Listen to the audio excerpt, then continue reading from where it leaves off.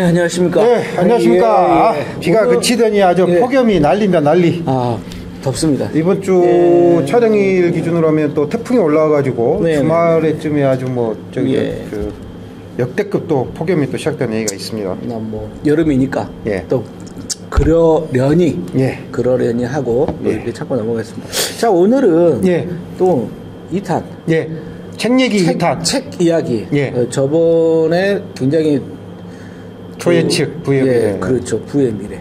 이제 굉장히 좋은 내용이었는데 많이들 봐주셨어야 되는데 책을 읽으려고 그 책을 읽으려고 그랬던 것 같습니다. 자, 하여튼 오늘은 빨리 한번 해보죠.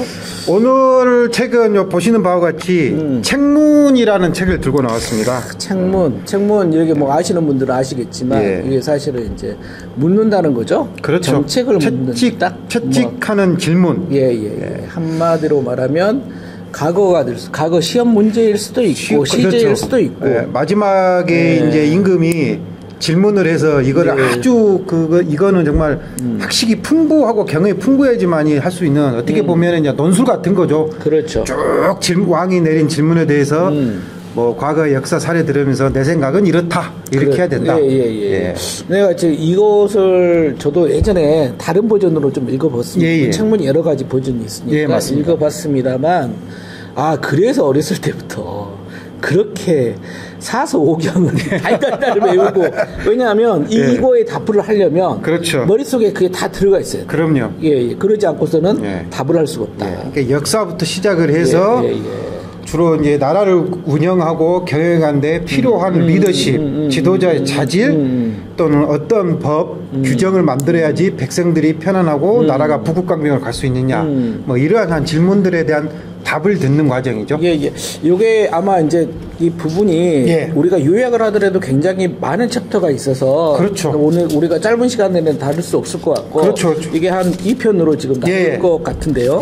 자, 이거 저자하고 어떤 버전인지를 좀 알려주세요. 저자는 이제 철학 박사인 김태환 씨가 만들었는데요. 이 주제는 좀 전에 말씀드렸던 것 같이 조선시대에는 이제 크게 보면 우리가 과거 시험인데 과거 시험에도 종류가 여러 개가 있거든요. 여러 가지가 있죠. 그 중에서도 대과라 그래가지고 이게 이제 과거 시험의 가장 큰 겁니다. 그러니까 과거를 놓고 보면은 이게 이제 왕이 보통 어떤 나라를 새로 만들면 이제 귀족들이 많이 있지 않습니까? 그러면 또 이제 귀족들이 또 자기 권력을 강화하기 위해서 왕권을 위협하는 경우가 있는데 왕이 귀족이 아닌 나를 따르는 내 사람을 만들기 위해서 만들어 놓은 게 사실은 과거거든요. 그래서 일정한 경쟁 과정을 통해서 뽑아 가지고 내가 이 사람들을 관리로 쓰면서 내 조직력을 왕권을 강화하는 도구인데 크게 이제 과거에 보면은 이제 문과 문관을 뽑는 그다음 무과 그다음 잡과 이렇게 나눠지는데 문과에도 보면은 소과가 있고 대과가 있습니다. 옛날에 우리가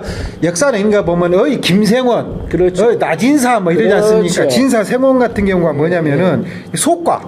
이렇게 요즘으로 말하면 옛날하고 틀리지만은 지금은 공무원 시험이 9급 시험, 7급 시험, 5급 시험 이렇게 뽑지 않습니까? 이게 어떻게 보면 이제 하위직 공무원들의 기본 자질을 평가하는 게 이제 소과죠. 여기에 이제 생원과 진사과가 있고 여기에서는 주로 이제 사서오경 같은 경, 문장력 이런 거를 좀 하는 거고. 한마디로 말하면 여기를 통과를 해야지.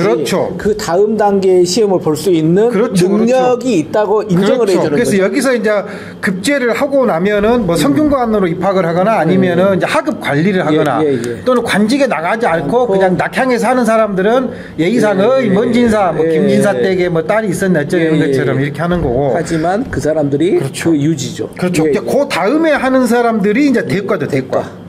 그 대과에도 3년마다 하는 신년시도 있고 특별한 경우에는 증광시도 있고 또 성균관에서 주최하는 알성시도 여러 가지 있습니다. 어쨌든 대과가 소위 말해서 우리가 사극이라든가 소위 말해서 이제 이도령이가 보는 그럴 때 나오는 그래서 가장 그 관리 중에 고급 관리를 뽑는 가장 중요하고 가장 능력 있는 사람들을 뽑는 그런 시험이 일단은 과거의 시험에서도 대과다. 현대로 보면은 이게 고시. 그렇죠. 근데 이거를 하고 나서도 이 시험의 또 마지막 과정이 책문입니다. 책문. 그래서 이제 예를 들면은 이제 광해군 때도 나 아니면은 뭐 다른 당 때도 마찬가지지만은 청문이라 그래서 이제 질문을 해요. 그래. 하나 예를 들면은 1447년 세종 예, 세종 29년에 자기가 이제 이 마지막에 이제 청문회 문제를 냅니다. 법의 폐단을 고치는 방법은 무엇인가? 이렇게 이제 딱 질문을 합니다. 그러면 이 법의 폐단을 고치는 방법이 무엇인가에 대해서 이 과거에 한 사람 쪽수 여기에 이제 유명한 게 성산문 들어보셨죠? 성산문. 근데 잠깐만요. 자, 이것만 딱 들어봤을 때 질문은 굉장히 간단하잖아요. 그 프랑스에 그 대입시험이죠. 바칼로레아. 꼭 그러한 비슷합니다. 성산문 알죠? 3번 태어났느냐 3번을 했다. 그렇죠. 그래서 산문이라고 지었다. 이때 사실은 성산문, 신숙주, 이석형 이런 기라사 같은 사람이 이 청문을 통해서 고위직 관료가 되고 천재들. 이때 세종과 함께 조선의 기틀을 마련한 그래서 이 과거 시험이 아주 중요하죠. 조선의 천재들. 그렇죠. 그러니까 어떻게 보면은 제가 이 청문책을 보면서 어떤 생각이 들었냐면은 야 우리나라 고시도 좀 이런 걸 좀 해야 되겠다. 야 국어, 영어, 수학, 뭐 한국사 뭐 이런 것만 잘하는 사람들을 뽑고 그다음에 우리나라 또 연수를 시키지 않습니까? 이런 게 아니라 예를 들면서 자 이러이러한 제도를 만들고 싶은데 이러한 제도를 만드는 방법이 무엇이냐? 또는 고시 하는 사람들한테 그러면 그런 사람들이 과거 역사 얼마나 공부를 많이 할까 제도 그러면 이런 걸 통과한 사람들은 바로 현장에서 지금 이 점에서 말하는 훌륭한 관리로서 바로 클 수가 있는 거죠. 좋습니다. 그래서 아까 이제 돌아가서 자 세종대왕이 물었어요. 자 법의 폐단 무엇이냐? 어떻게 이야기를 했어요? 이때 성산문이 기사상 같은 얘기를 합니다. 성산문. 역사의 사례를 통해서 왕은 배워야 되는데 그렇죠. 그 밑에 딱 한마디를 더 합니다. 마음은 정치의 근본이고 법은 정치의 도구다. 이런 얘기를 합니다. 그러니까 법보다 마음이 더 그렇죠. 앞서야 된다는 그런 말이에요. 정치인의 마음, 관리의 마음, 왕의 마음, 국가를 운영하고 백성을 대할 때 통제하고 다스리고 찍어 누르고 시키면 시킨 대로 하는 것이 아니라 이 백성들이 얼마만큼 행복하게 살게 하고 이 백성들이 아니 국가를 어떻게 부강해야 되고 그러기 위해서 법을 만들어야 하는데 이 법을 만들 때 국률이 여기는 정치인의 마음 자세가 바로 되고 나서 그게 법에로서 구현이 돼야 된다. 아주 중요한 얘기를 하죠. 사실은 이제 15세기에 어떻게 보면 동양 절대 군주제에서 그렇죠. 지금 성산문이가 한 이야기는 요즘의 법 철학에서 이야기하는 최후의 보루로 법이 필요하다. 그렇죠. 그런 이야기하고 지금 상통합니다. 그리고 나서 중요한 게 또 뭐냐면 구제를 할 수 있어야 된다. 왜냐하면 법은 만들었는데 세월이 흘리고 상황이 변하잖아요. 요즘 말로 하면 이제 법 개정이죠. 법 개정. 또는 법을 만들어 놨음에도 불구하고 법의 내용 자체가 요즘처럼 뭐 법이 뭐 아주 자세하게 뭐 시행령, 시행규칙처럼 예전에 이렇게 잘 안 되고 또 전파도 제대로 안 되고 요즘처럼 뭐 검색해서 법을 내용을 알 수 없기 때문에 혹시 법을 만들었어도 이 법 때문에 피해를 받는 사람들이 구제할 수 있도록 이걸 이런 것을 만들어야 된다. 인본주의. 그렇죠. 자 그러면 다른 2명 더 있죠. 그 다음에 신숙주입니까? 신숙주는 또 뭐라 그랬냐면은 언로를 열어서 직언을 드려야 된다. 아주 중요한 얘기를 했죠. 언로. 그러니까 한마디로 소통을 해야 된다. 그렇죠. 그리고 창업과 수성은 다르다 이거예요. 그러니까 전쟁을 통해서 새로 왕을 뭐 옹립을 한다든지 아니면 국가를 새로 만들 때의 관리의 마인드, 국가 경영의 마인드와 이제 나라를 안정화시키고 발전시켜야 될 마인드는 완전히 다르다. 법도 다르고 규정도 달라야 된다. 신숙주가 지금 이제 세종이 됐으니까. 얼핏 태종을 까는 듯한 느낌이에요. 뭐 그럴 수도 있죠. 그 다음에 또 하나 뭐냐면은 계획의 근본은 인재를 얻는 데 있다.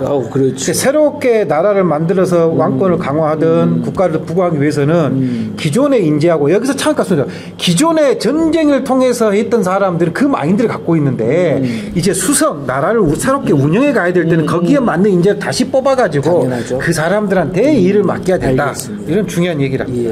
그래요. 참 요즘도 새겨들을 수 있는. 그럼요. 그다음 마지막에 이제 조금 생소합니다. 이석형. 이석형 요즘 이석형이 얼마나 우리나라 정치인 이름하고 비슷하고. 이 사람이 얼마나 대단하냐면은 한 해에 3번이나 장원급제를 합니다. 3번이나 장원급제. 어마어마한 능력이죠. 근데 이 사람이 뭐라면 깃털처럼 보잘것없는 작은 의견도 들으라. 그 다음에 시대는 달라도 이치는 변하지 않는다. 지나친 개혁도 문제지고 실질을 따르지 않는 법도 문제다. 그러니까 상황에 맞게 유연성 있게 어떤 법도 만들어야 된다. 그다음에 너무 변하는 것에 맞춰가지고 빨리빨리 지나친 개혁을 추진하다 보면은 폐단이 생길 수도 있기 때문에 좀 면밀히 살펴야 된다. 이렇게 개혁을 하는데 무슨 시간을 끌라는 얘기가 아니라 개혁을 신속하게 개혁을 하되 개혁을 하면서 생길 수 있는 문제점도 충분히 검토를 해봐야 된다. 뭐 이런 얘기를 합니다. 알겠습니다. 저기 시간이 이제 여러분 다 돼가지고 2부에서 좀 더 심화된 이야기를 한번 나눠보도록 하겠습니다. 다른 또 청문 내용 한번 다뤄보도록 하겠습니다. 네.